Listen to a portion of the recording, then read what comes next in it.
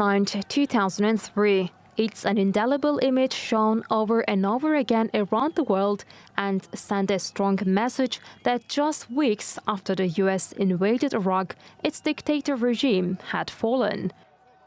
The US-led coalition moved in to get rid of brutal Iraqi President Saddam Hussein on the premise that he had weapons of mass destruction. States like these and their terrorist allies constitute an axis of evil, arming to threaten the peace of the world.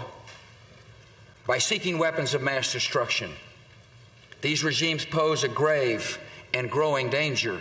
Weeks after the invasion, the US-led coalition appeared to secure a comprehensive victory. The UN installed a temporary government, the Coalition Provisional Authority, and shut down the army and state institutions, including hospitals, forcing 500,000 Iraqis out of a job.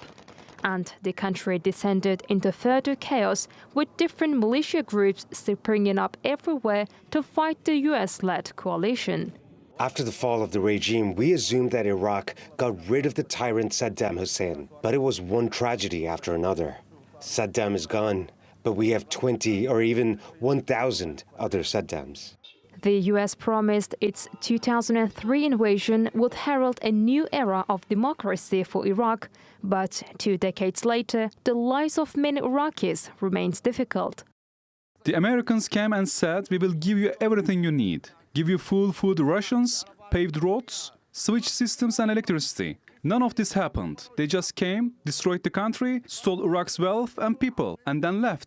Iraq suffers from extreme unemployment and poverty, and according to the UNHCR, more than 4 million people displaced.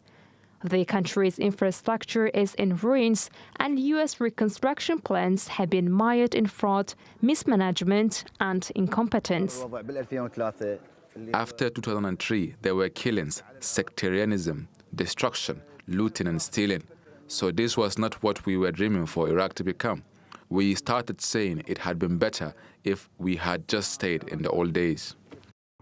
For the Americans, this story ended in 2011 when the Obama administration pulled out of the country.